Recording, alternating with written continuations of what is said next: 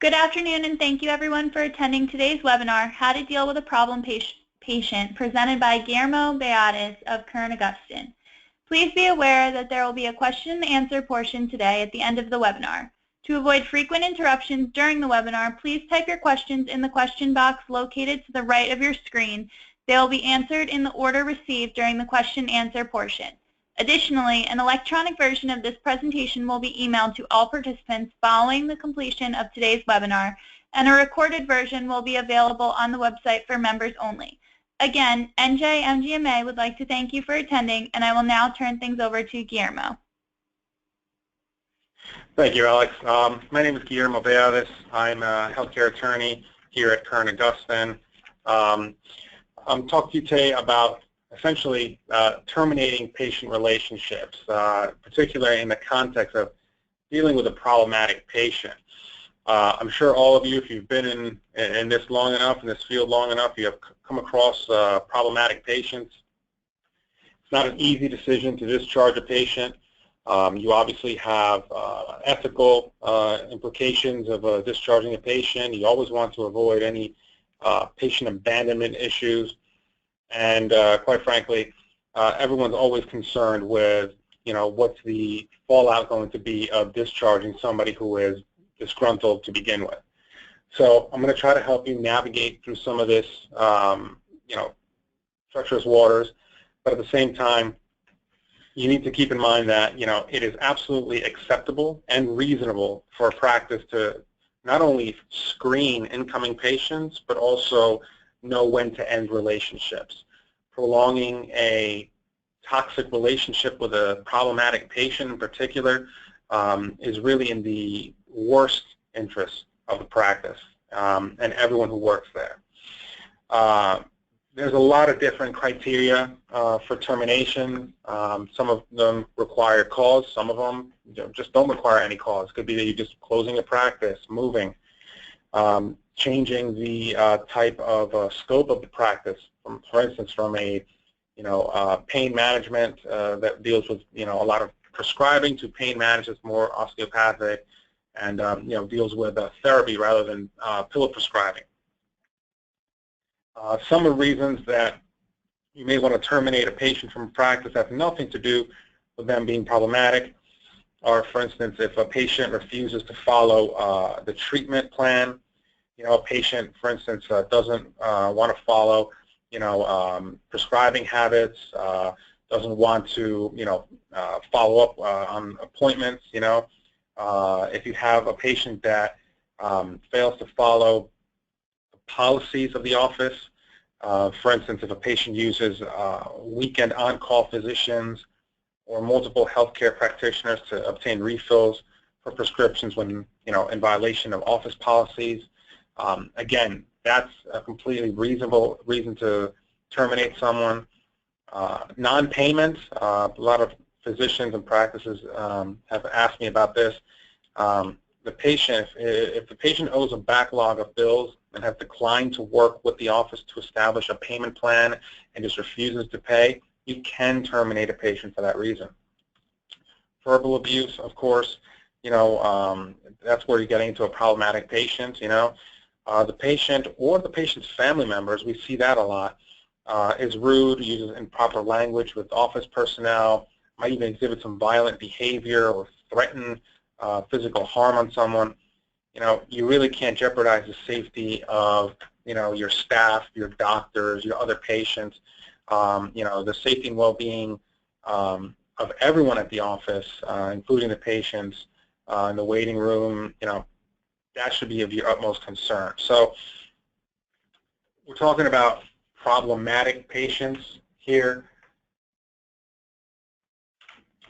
The first thing you want to do is, identify the problematic patient. Now, you've all, I'm sure, done this long enough, and quite frankly, you don't need to be in this field too long to come across some of them.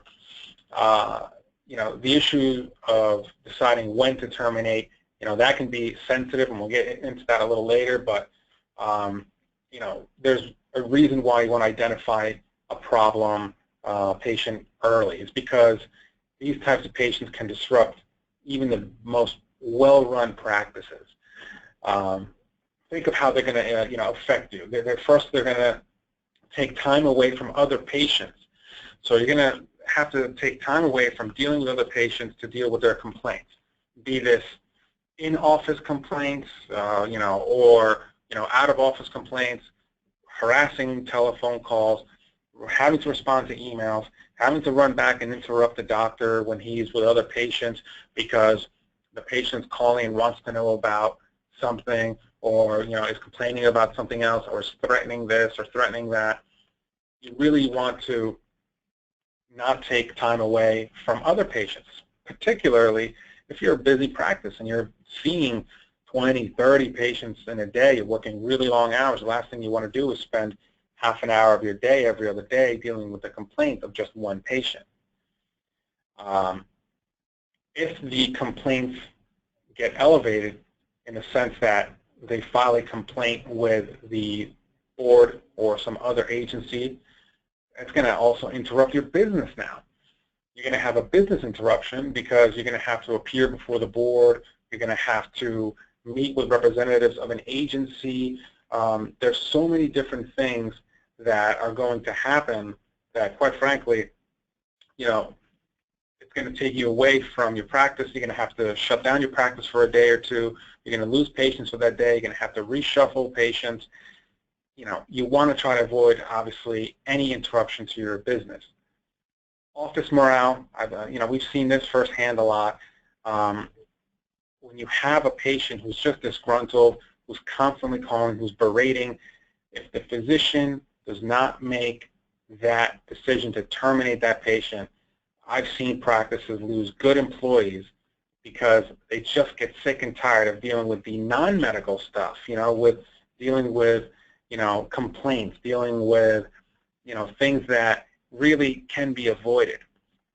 So you end up having a place with low morale because you see more turnover, you see, the people who have to deal, who are in the front lines, answering phones, answering emails. It could be the billing department if it's a lot of, fighting over the bills and deductibles.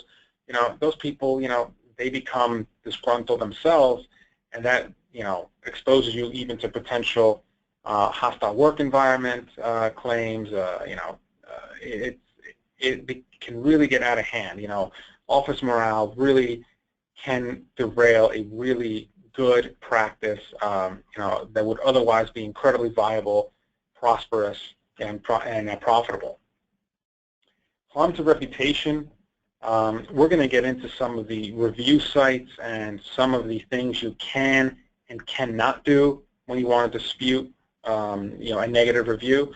That's a presentation in and of itself, but I'll give you at least some material to think over, because you really need to understand what you're up against, because once something gets posted, it's almost impossible to convince that person who's crossed that threshold into now complaining publicly about you to backtrack their comments, at least not unless you're willing to pay for that. So your reputation can be harmed online particularly. And then lastly, there could be exposure to civil and criminal actions if you have a truly disgruntled patient who's going to run to court to sue you civilly or report you to the Medicaid Fraud Division in New Jersey, or OCR if they think there's some HIPAA violations going on, or the federal government if they think that you're improperly billing Medicare patients. I would say 99.9% of you, if not 100% of you, have nothing to worry about criminally. But we have had some instances where we have had very busy practices get called out by an angry patient, and then when they're being investigated, just the fact that they bill too much money, make too much money, have too many patients, that a lot of times will raise red flags during an investigation by a state or federal agency, which may end up, and has in the past ended up, in criminal referrals. Now they're defending a criminal case, having to pay attorney's fees out of pocket because there's no insurance for criminal defense, And this all could have been avoided if they would have dealt with the patient either sooner or appropriately, and we'll talk about that a little more later. Some signs of problematic patients. I'm sure I'm speaking to the authority on this, since all of you, I'm sure, have to deal with this, but number one, just like in real estate, it's location, location, location. With problematic patients, it's complaints, complaints, complaints. You have a patient that complains about everything, that's never in a good mood, that's never happy about anything. Now that's a sign. If anyone starts becoming hostile towards the staff, that needs to be addressed immediately for two reasons. One, that's a huge red flag, and you can't have a patient like that around, because if anything is being done even slightly wrong, or if there's ever a mistake in the handling of that patient's case, or if, God forbid, two of your staff members are talking about another patient and that patient's presence, nothing's going to get by that person. That hostile person is going to use it against you, and it's not going to be pretty, because you're going to have complaints with the board. If it's some HIPAA issue, you're going to have complaints with the board and with the Office of Civil Rights. You don't want, because they're a powdered keg, you don't want them around. The second reason you don't want anyone who's hostile towards your staff around is because it exposes you to claims of a hostile work environment by your staff members. When you do not have to treat the patient, when it's your choice to treat them, and you allow someone who's hostile towards your staff to come into your practice, berate your staff, and then you do nothing to protect them, that can definitely give rise to a claim for hostile work environment. Another sign of a problematic patient is if they're impatient. They want to be seen first. They show up late to their appointments, but they still want to be seen at the time they were supposed to be seen. So they don't want to wait. They don't want to wait for blood work. They don't want to get blood work and then come in. They want to have it all done the same day. I mean, impatient patients will drive you nuts. I'm sure you deal with them a lot of times. Is that a reason in and of itself to get rid of somebody? No, but if they start checking any of the boxes, you may want to make that decision. An important one for me, as an attorney, is when I see a refusal to adhere to the rules of the practice. One thing that I've seen is I've had doctors call me saying, I have a patient, he's in the examination room with his sister, or his brother, or whoever. They're going to be, the brother or sister's there as a translator, but they also want to record the visit on their cell phone. That's a no-no. I do not allow any of my physicians, practices, NPs, anyone, nurse, I don't care who it is, you do not allow yourself to be recorded. I don't trust recordings, even if they're meant for the most benevolent of reasons. They are still, again, very dangerous, because I think everyone's been to enough doctor's offices outside of their own to know that the walls separating examination rooms aren't made of thick steel, and mortar, and they're certainly not soundproof or anything like it. You can hear people talking 3 examination rooms down. The last thing you need is someone recording the conversation between a doctor and another patient in another room, and that becoming now a HIPAA violation. You don't know what they're going to do with that video. You don't know if they'll put it online. You don't know if they'll share it in an unsecure way that it reaches the wrong person. You just want to avoid that problem altogether.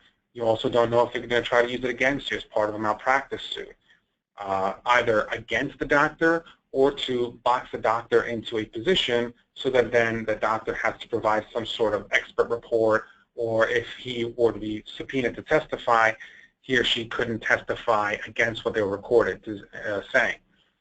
I don't like recordings.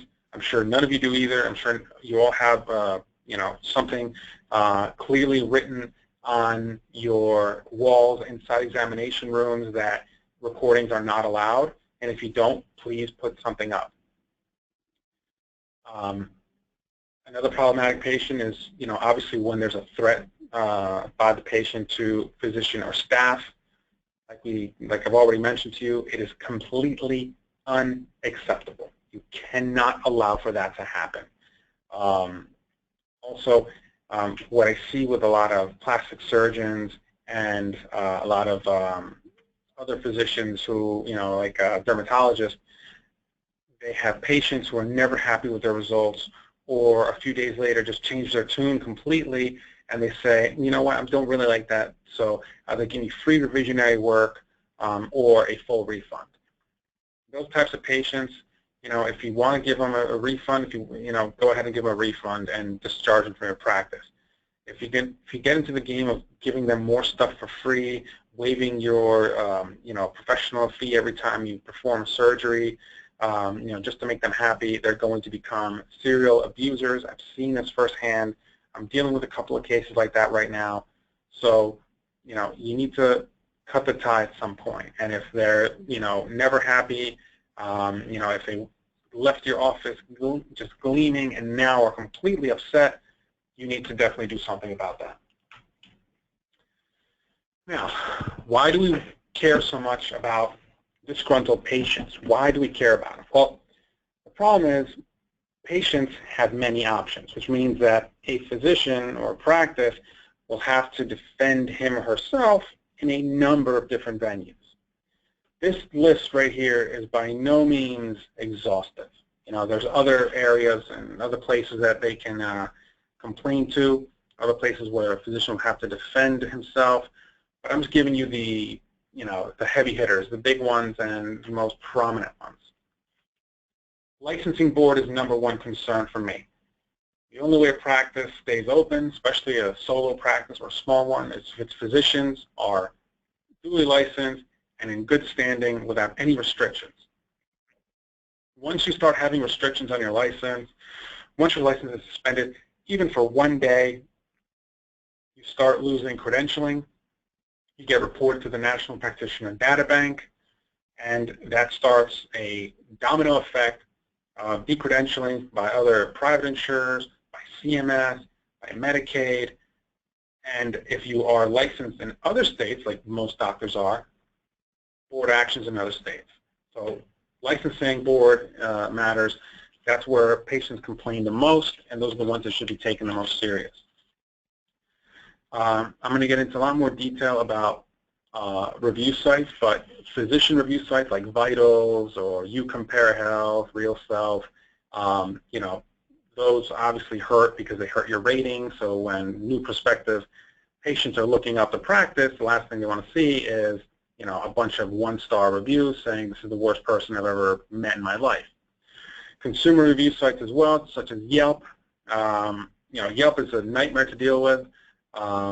They really are one of the strictest about their posting policies, and they do not take anything down.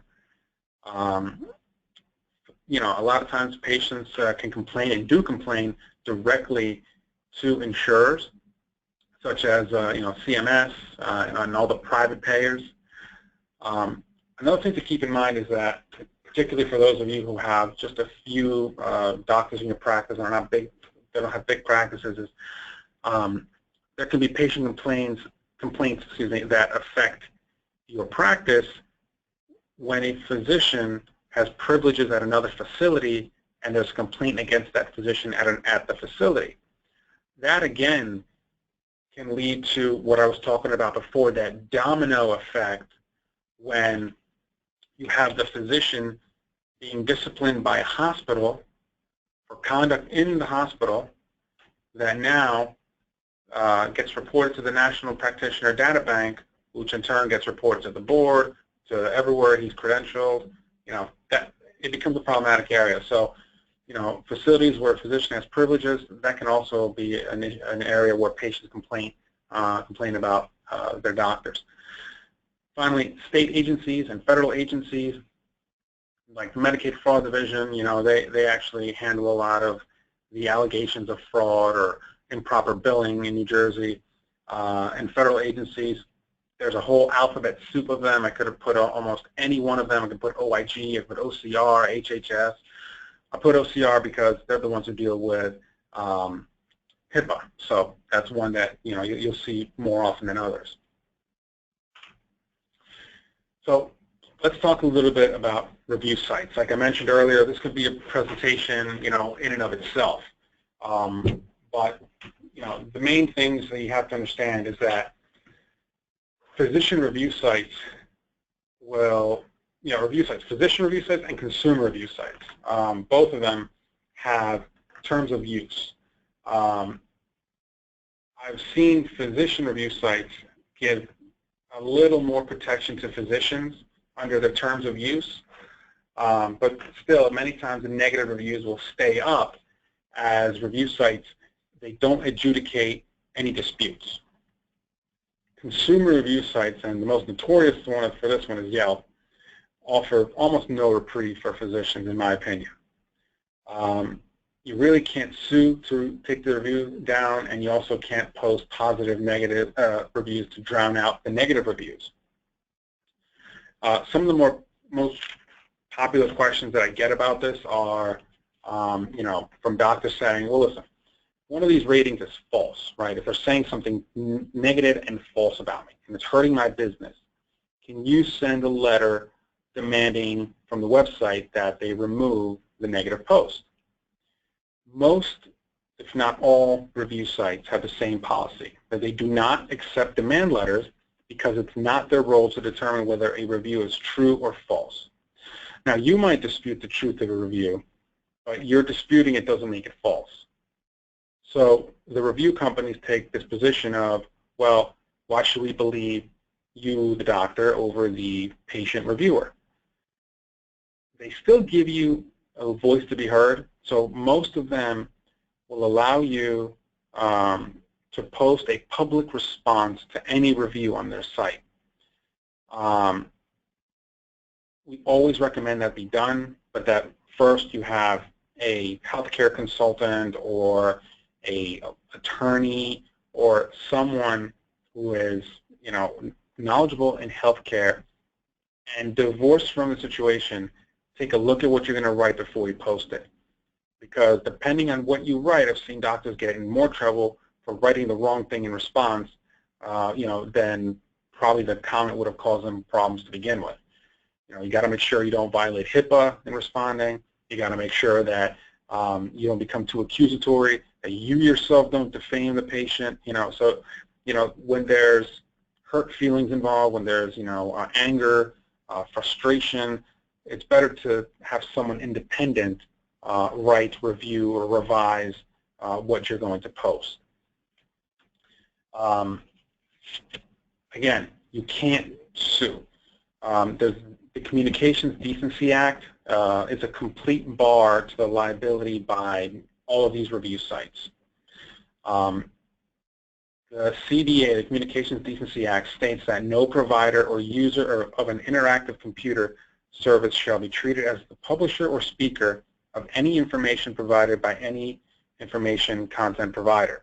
So federal courts really accept this to mean that there is a federal immunity to any cause of action that would make service providers liable for information that originates from a third-party reviewer.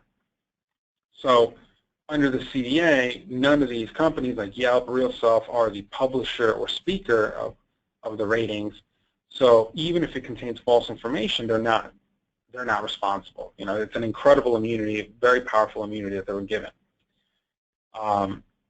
Again, doctors say, well, fine. Well, I still want you to sue because suing you is cheaper than the alternatives.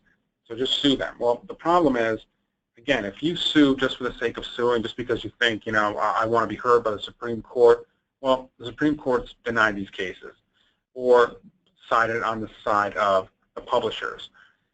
If you sue still, a lot of states have SLAPP laws, which is strategic law against public participation laws. And what that does is it allows in the SLAPP states expedited motions to dismiss, a lawsuit, and it allows the defendant in that case, like Yelp, counterclaims, the right to counterclaim to get back their attorney's fees and liquidated damages. So you end up suing and having to pay for the defense and dismissal of your own case. You know, you can't do that. Again, I've also had doctors telling me, well, can't I just have, you know, can I get my patients to post positive reviews, or, you know, what if I went and I posted a bunch of positive reviews so that that negative review gets taken down further in their search results? Well, the problem is all of these review sites use an algorithm and human moderators now to detect and remove fake reviews. You know, what's most important is that these fake reviews are illegal. Posting as a client or hiring an outside agency to post positive reviews is a practice known as astroturfing. It's illegal. If you get caught, you know, you can get penalties of up to $300,000. You know, so you really don't want to do that and expose yourself to more than what you would normally be exposed to. Complaints to insurers. Okay, so many times these problematic cases will complain to about physicians or practices to insurers, you know, inquiring as to the physician or practices billing practices. These are the ones that are becoming more prevalent, that have become more prevalent since the Affordable Care Act passed. Where that's all going to go now, nobody really knows. Insurers usually take complaints alleging fraud, waste, and abuse seriously.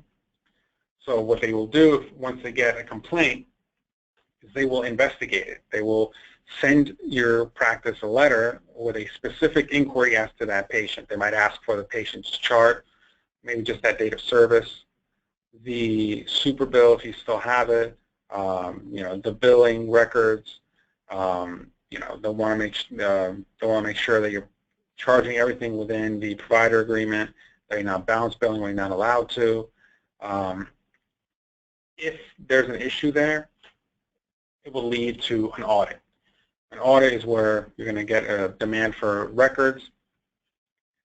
My rule of thumb is if you get a demand for 25 charts or less, I wouldn't worry too much. If it's 25 charts or more, then I would start to worry, because then they're starting to ask for a more substantive amount of charts, which leads me to believe that they're trying to establish a statistically valid random sample to be able to extrapolate an overpayment demand if they find any deficiencies in your billing. If you ever get an overpayment demand of an audit demand of 50 charts or more, 50 charts or more, get an attorney. I don't care who you hire, just get an attorney who knows healthcare law, because that raises serious flags. That right there is, they've identified an issue, they want to know how bad the issue is, and you're going to be getting an overpayment demand afterwards. You're going to have to hire an attorney who knows, you know, some good coders, so that the coder can then help you defend the case. And you're going to have to, you know, most likely, you know, litigate it in some form or another. Audits are usually followed up by overpayment demands. I haven't seen too many audits, particularly when they're asking for 50 records or more, that result in, you know, absolutely no overpayment demand. Typically, if you have an error rate of 20 to 30% or higher, you will get a considerable overpayment demand. However, I've seen, you know, the Medicaid Fraud Division, for instance, here in New Jersey, go after doctors and request, you know, still a considerable amount of money, like $30,000, $40,000, when the error rate was as low as 4 or 5%.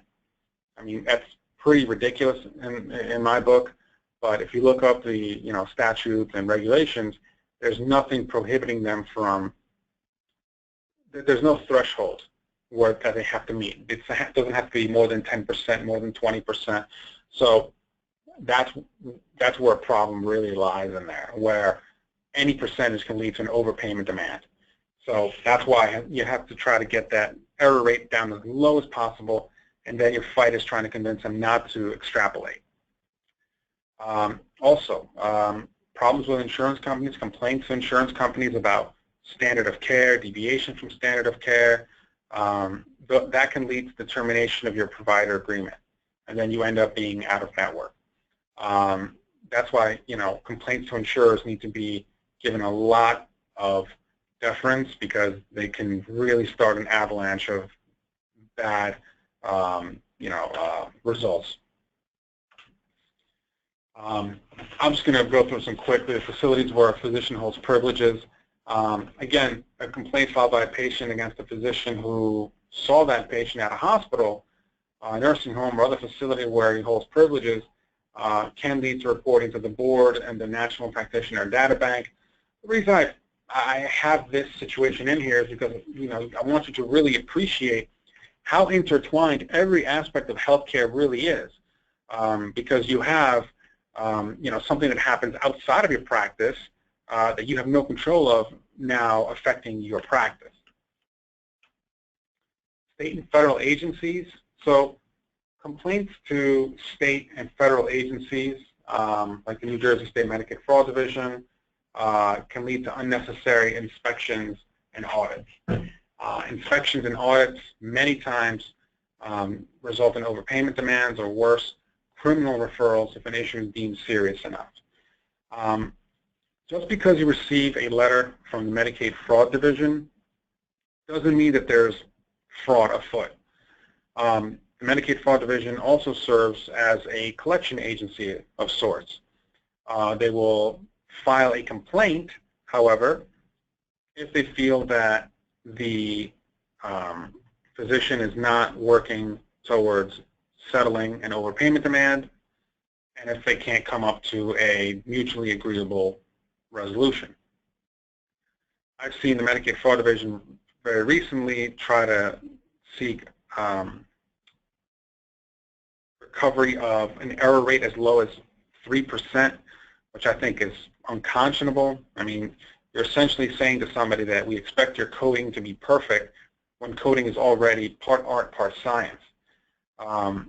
That's an issue that we're going to be fighting and disputing, but you need to be aware of that because, again, like I mentioned earlier, you need to have a healthcare attorney representing you, because once you get something from the Medicaid Fraud Division, best case scenario, they're just looking for some money and they'll walk away.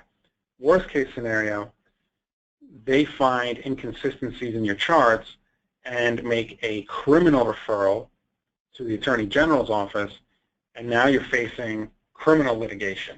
And now they're investigating you for fraud as opposed to just seeking some repayment. Healthcare is so highly regulated that there's really a seemingly endless amount of day-to-day activities that are strictly regulated, from HIPAA and billing to the disposal of hazardous materials. Federal agencies, will come to you because, and inspect you, like OSHA, out of nowhere, because, maybe one of your staff members might complain about something.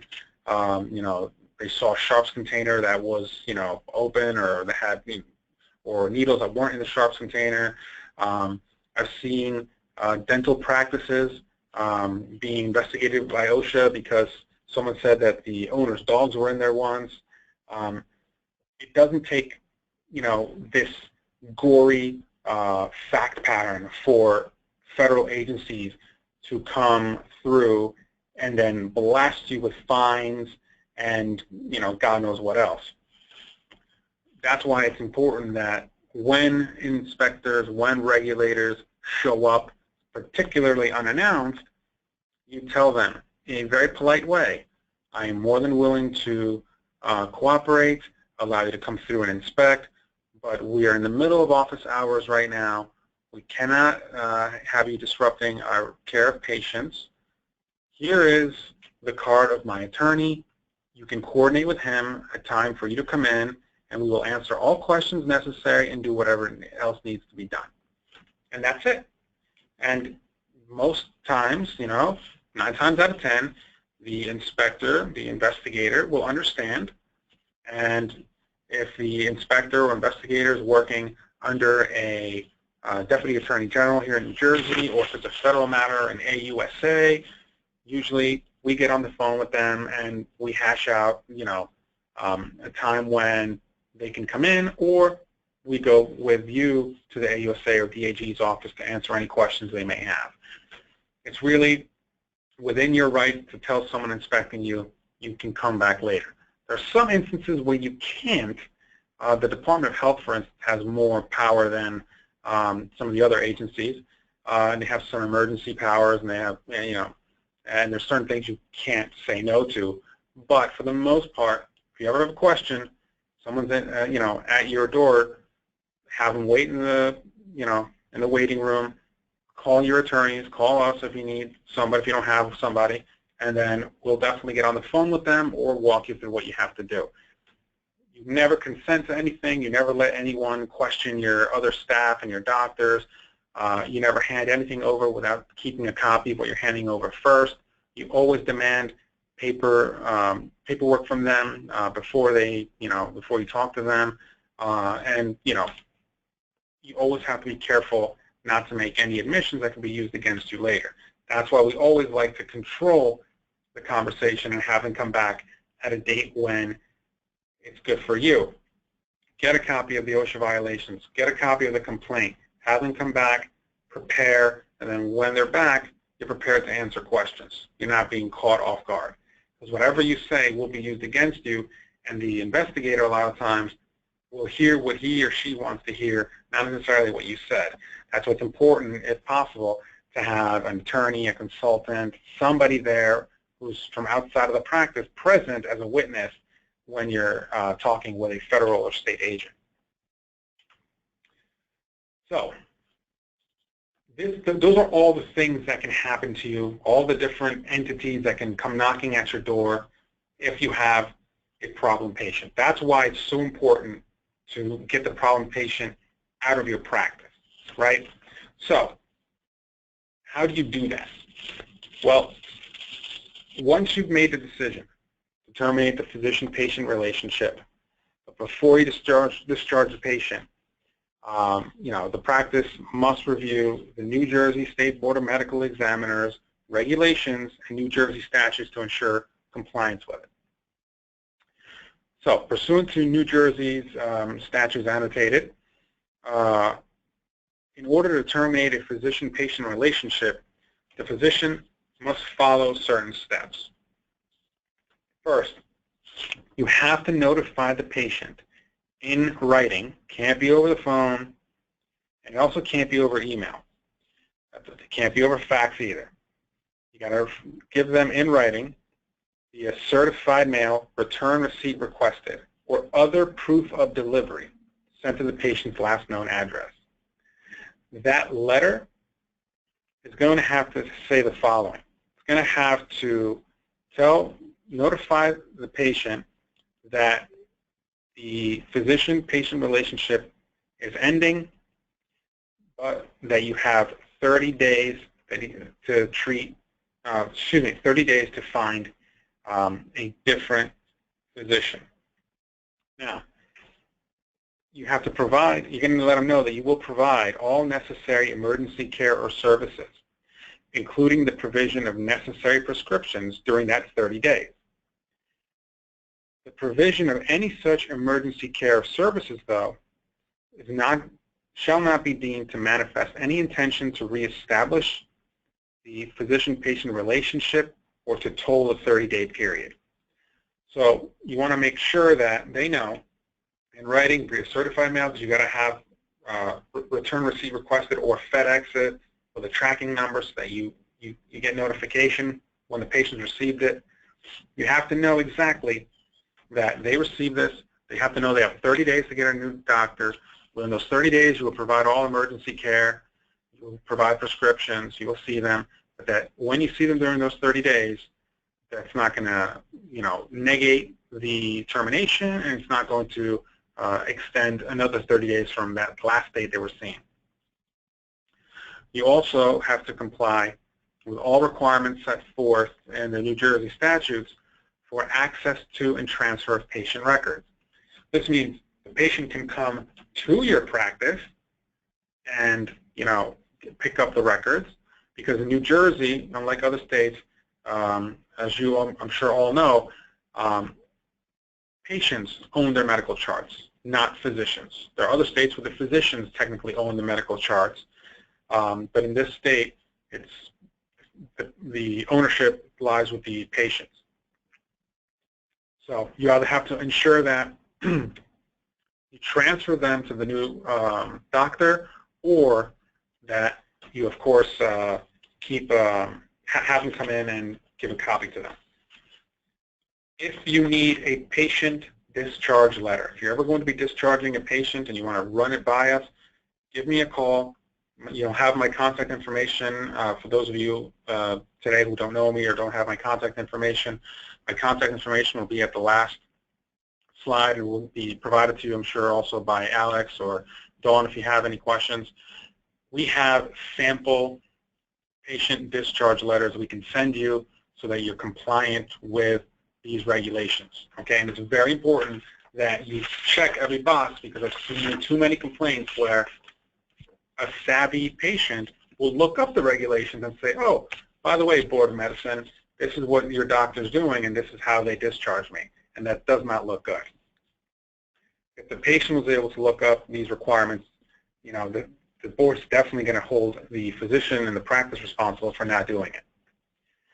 Also, another thing to keep in mind is that New Jersey statutes prevent a physician from terminating the physician-patient relationship in some instances. So we're going to get to that next. When can you not discharge a patient? Well, you're preventing from terminating the physician-patient relationship in instances where doing so would be for any discriminatory purpose and or would violate any laws or rules prohibiting discrimination, or where the licensee knows or reasonably should know that no other licensee is currently able to provide the type of care or services that the licensee is providing to the patient.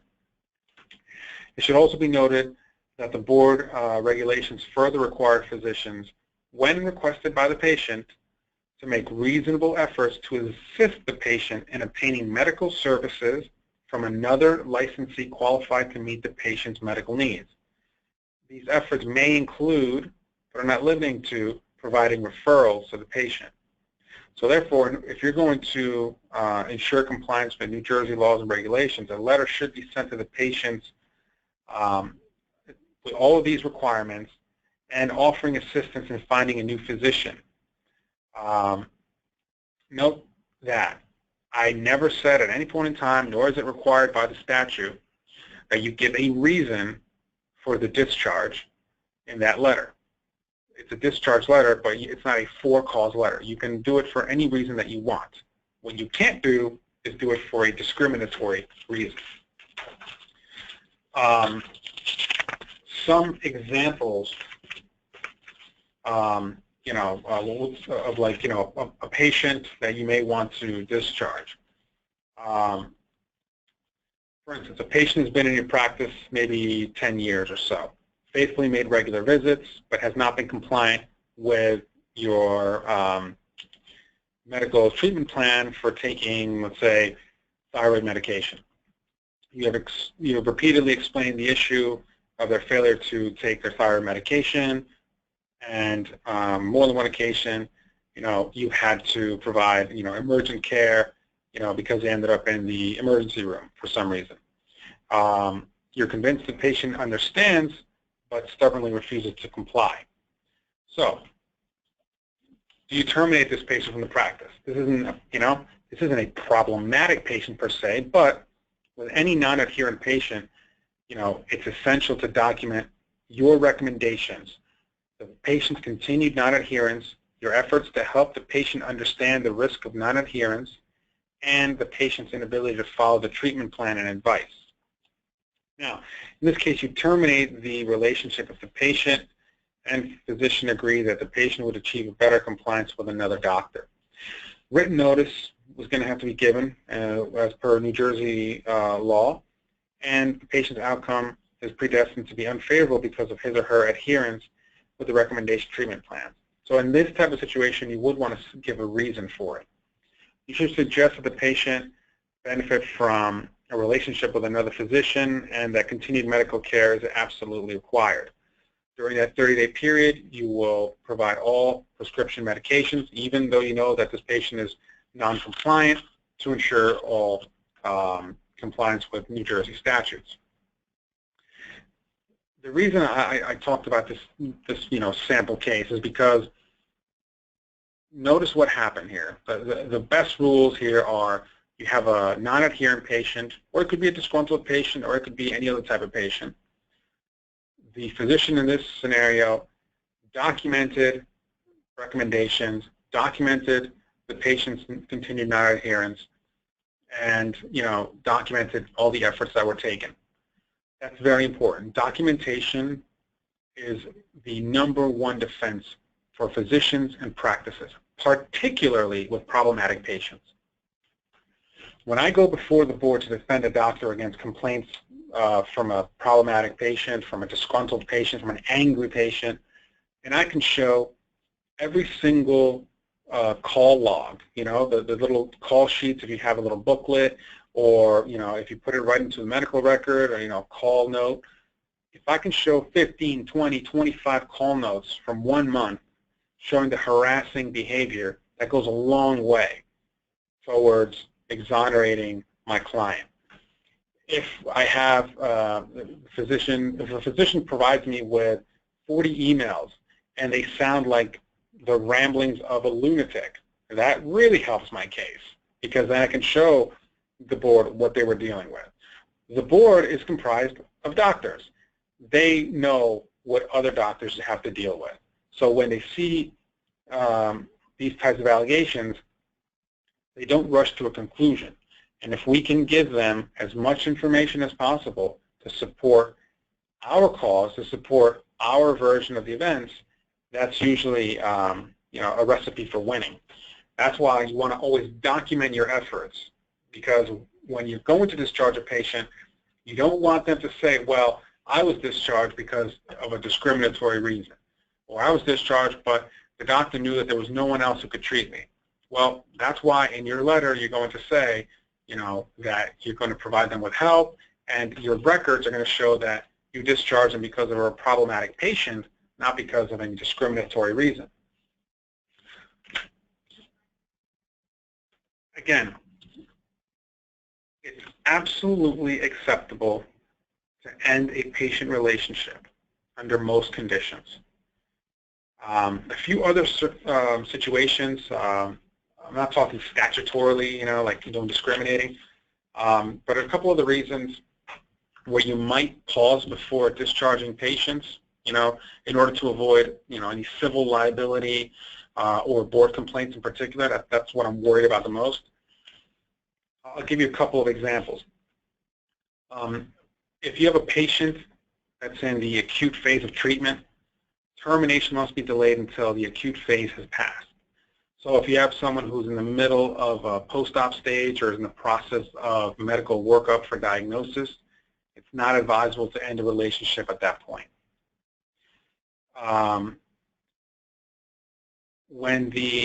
If a patient is a member of a prepaid health plan, the patient can't be discharged until the practitioner has communicated with a third-party payer to request a transfer of that patient to another practitioner. If a patient is pregnant, termination can be safely accomplished during the first trimester with uncomplicated pregnancies and with adequate time for the patient to find a practitioner. However, once termination happens in the second trimester, that really should be focused mostly on uncomplicated pregnancies with transfer of the patient to another OB prior to actual cessation of services. Termination during the last trimester should occur only under extreme circumstances, such as illness of the doctor.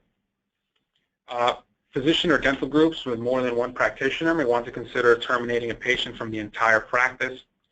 This will avoid the possibility that a patient might be treated by the terminating practitioner during an on-call situation. So these are just some examples. It's not a bright line rule. It's not black or white. I can't tell you you have to terminate a patient, during these 4 situations, or you can never terminate a patient. The only thing you can't do is discriminate or leave a patient completely abandoned. But within those two outside of those two extremes, excuse me, you really have a lot of leeway. Responding to patient complaints. So I'll take the last few minutes and leave a little bit of time for Q&A if anyone has any questions, because I want to let you know. Okay, so now we've identified a problem patient. You know all the different forums where they can go. We talked about when you can and can't get rid of a patient, when you can and can't terminate. Some scenarios about to highlight those issues. So now you do have you discharge the patient, but they complain somewhere. Okay, so how do you respond to a patient's complaint? Well, it depends. I hate to be a lawyer and say that, it depends. So what form does the patient complain in?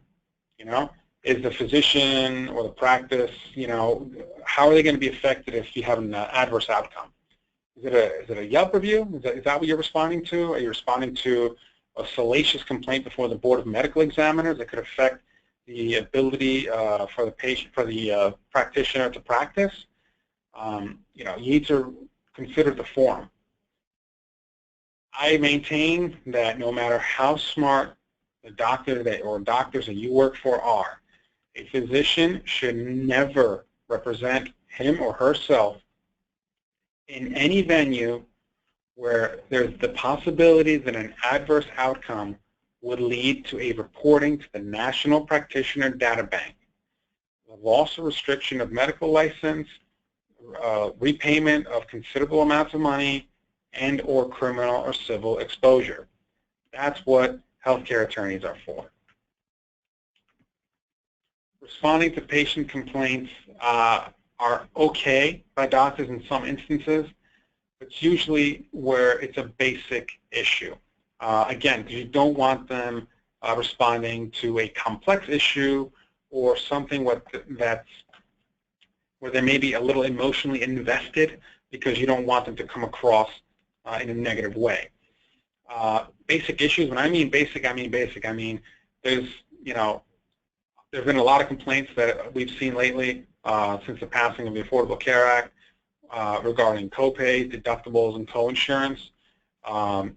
Patients, a lot of them who are now being covered for the first time, or who are presented with new employer-based plans that have large deductibles and coinsurance after you meet your deductible, they actually are,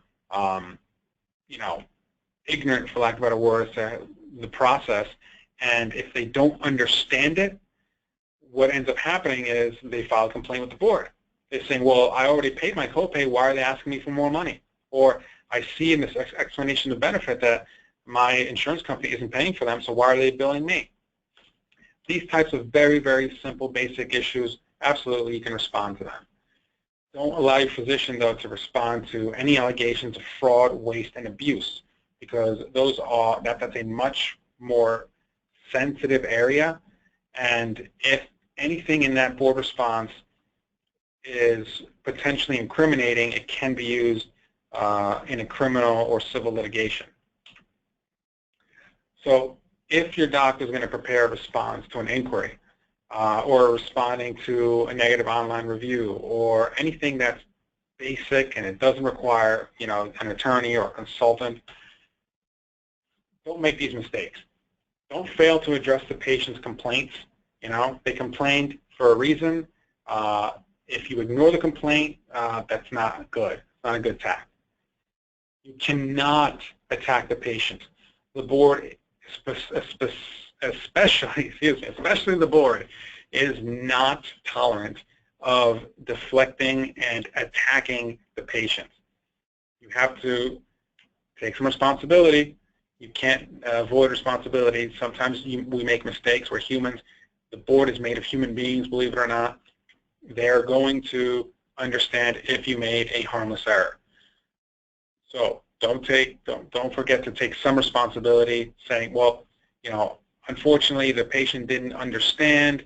We apologize for any confusion this may have caused him if we failed to explain to him when he called about his bill, about his deductibles and how a deductible works.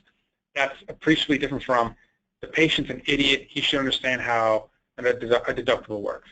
Those are two different ways to word the same thing. I would certainly go with the former, not the latter.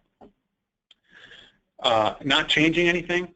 If you find out that there's a mistake in your billing, or if there's a mistake in the way a particular patient's case was handled, from a billing standpoint, from a medical standpoint, from an administrative standpoint, a lot of times you have to give the insurance company, the board, the investigator, whomever, assurances that the problem is gone, or if you've discovered a problem, you took certain steps. New policies are in place so that to assure them that this is not going to happen again.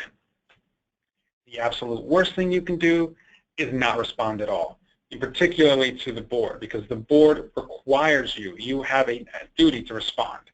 You have to respond to all board complaints, no matter how frivolous they may be.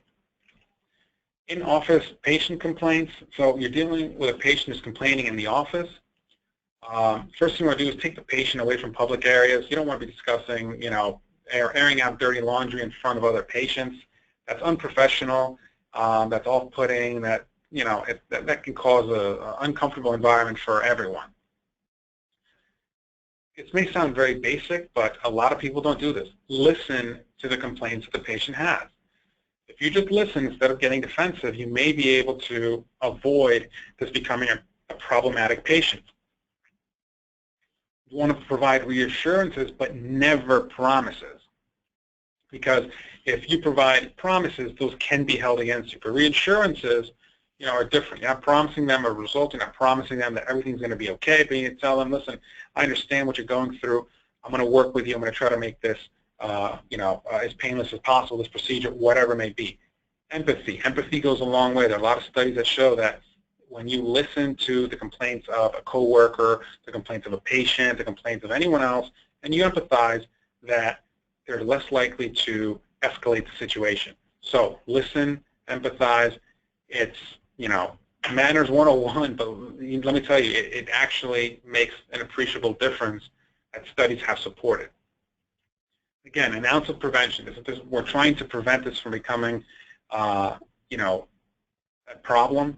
The in-office patient complaints, usually it's ground zero. They start bubbling up from there. So if you can diffuse that situation there, you can hopefully avoid getting into this, mousetrap with all these different agencies and the National Practitioner Bank that starts this domino effect through all insurance companies, state boards, state agencies. You really want to try to avoid getting into that from the beginning. So if any of you have any questions, feel free to type them into the chat box. If not, I thank you very much for spending your lunch hour with me. I hope this was helpful. Like I mentioned before, there's my contact information. Feel free to contact me if you need any patient discharge letters or if any issues come up regarding patient discharges. That's all, the patient discharge letter, whatever other information you need. Obviously, I'll certainly consult with you on anything that you may need about that. And if there are no questions, thank you very much. Thank you, Guillermo. We actually have one question. When discharging a patient, is it appropriate to enclose a record release form so that they can provide the new physician information and we can send the records directly to the new physician? Absolutely, absolutely. I think that's a wonderful idea. I think it just, that definitely gets the ball rolling, and I would absolutely do that. It just shows that you're willing to just move on and give them the records. I see no problem with doing that. It doesn't look like we have any other questions coming in. So thank you everyone for attending. Thank you, Guillermo. And the presentation will be emailed out. Thank you, Alex. Thank you, everybody.